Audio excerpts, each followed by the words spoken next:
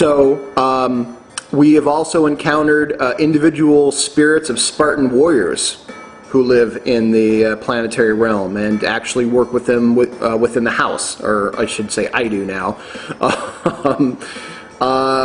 There are spirits of Civil War soldiers who work there, revolutionary soldiers who work there. All manner of warrior-based spirit will be found within the realm of planetary Mars. Also, the Norse god Tyr is within the realm of planetary Mars. Divine justice is a major act here. Wow, there's a ton of it. So I want to get you working with it so you can begin to experience it and have those own personal links. We're going to talk about your sphere of planetary influence, or I should say your sphere of personal influence. That's another secret I let slip. You yourself have your own planetary-esque sphere, which is called the sphere of personal influence. I'm not going to get into why that's a planetary just yet. Just know that it is. Your sphere of personal influence is basically your aura. Okay? If you reach your hands out to your side, from fingertip to fingertip, going across you, and turn around in a circle, that's pretty much how big your energetic sphere of personal influence is. Whatever comes into and stays for prolonged periods of time within your sphere of influence begins to subtly change you. Okay? That's why people wear certain religious regalia. That's why people carry certain sacred objects on their person. Okay? That is to begin to subtly change you to harmonize better with that particular energy. So whatever comes into your sphere of influence and stays there for longer than about 3 days, you are beginning to be subtly changed by the vibration of that object. Okay? The people who you spend the most time around begin to subtly change you. Birds of a feather, okay? Right? You find like-minded people, or you get introduced to a brand new group, and a month later, people are like, wow, you've changed. You know, they subtly change you. You also can have profound effect upon a group of people if your sphere of personal influence is very strong. You can, that's why, unfortunately, certain cult leaders have extremely high charismatic personalities and are able to exert so much control over a group of weaker-minded individuals. Their sphere of influence literally just supercharges the other people around them and takes over, okay? Me being a daily practicing, long-term magician, I find that I go into areas and people, for whatever reason, naturally give me over to the leadership role. Or I find myself in the role of counselor. I find myself in the role of something that people are like, he knows what he's doing, let's talk to him. I'm not a big fan of being in that role. I like people to have their own free will, and I like people to figure things out for themselves. So I'm not one that usually likes to be telling people what to do, but when I have to do, I'm fair, I'm strong, I'm compassionate, okay? Things that you will need to learn to be, because as you're working with these spheres, you are also increasing your own potency of your personal sphere of influence, and you will begin to be seen as a leader or someone who knows something, and someone who's, I don't know, important or has power. Because when you work with these type of energies, people subtly begin to figure something out. They know that you're in league with something that they don't understand. And sometimes that's frightening, and sometimes it's very alluring to them. So you also need to be very careful. All right? Be very careful what you do with your influence over other people, because it can really, really get you the most, I don't know, take a lesson from Lindsay Lohan and Paris Hilton, okay? Those girls are wildly popular, or Britney Spears, okay? Wildly popular women who the public turned on in a second, okay? Those who are popular one day are the most hated the next. You need to be very aware of that real potential not to go overboard with your sphere of personal influence. Be moderate, okay?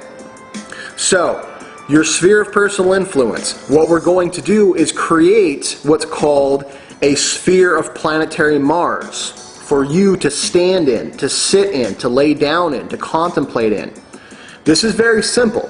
It's basically an altar, okay? Or what we call a focus point, okay? In the real Western mysteries, it's a focus point.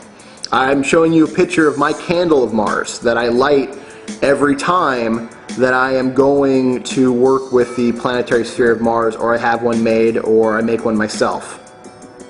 Very important.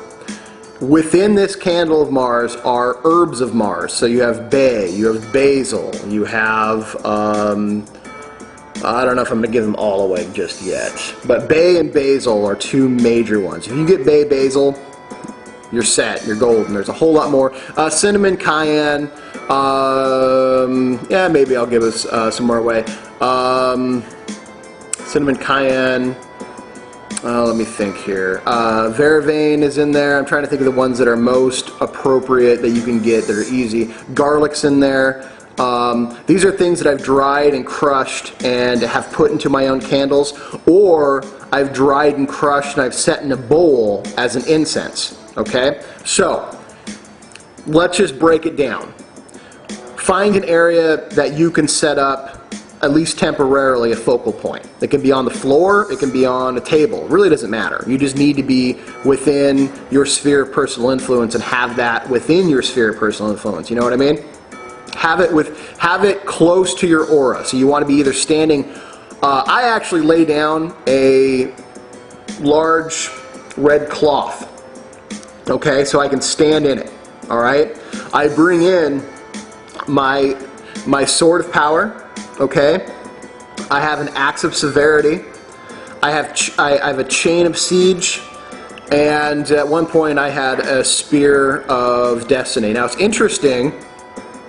Here's Christianity and the Kabbalistic or Kabbalistic symbolism. Jesus, while on the cross, was stabbed with a spear. Interesting. Weird how that is.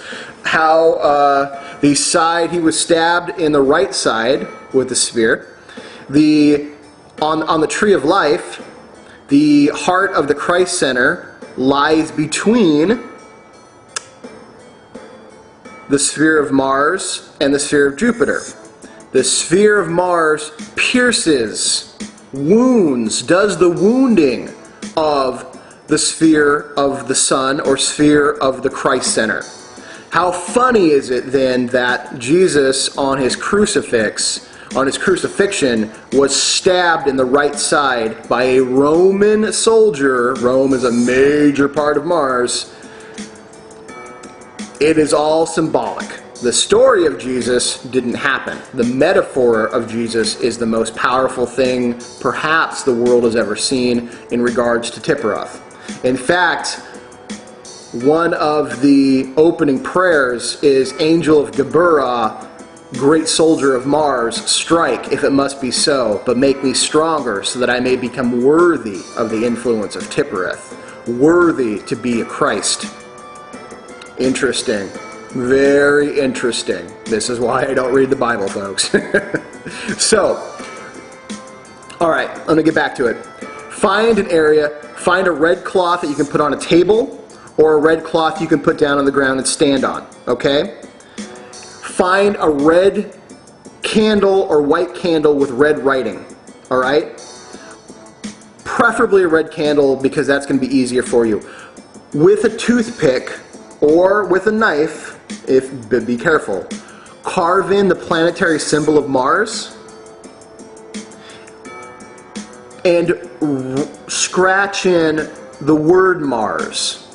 Okay, this is going to light the candle, and that energetic vibration, or the matrix of the candle, is going to alert all the entities of Mars to come to come close to you. If you have a weapon of any type, bring it in. Believe me, I have been to botanicas where they do a Mexican form of this, and there are automatic, like, assault rifles, bullets, and grenades sitting on the focal points of Mars. It's pretty wild. Be careful with those things, but if you're going to use them, know that they are definitely part of the Mars sphere. Okay? Stand or on or next to your focal point of Mars. Light the candle. Have your weapons laying down on the table or down by your feet. Okay? This will draw the energies of Mars to you. This will begin to change your perception. You will begin to feel that. Make that prayer. Okay? Angel of Geburah, mighty soldier of Mars, strike. If it must be so, but make me stronger so that I may become worthy of Tipperoth.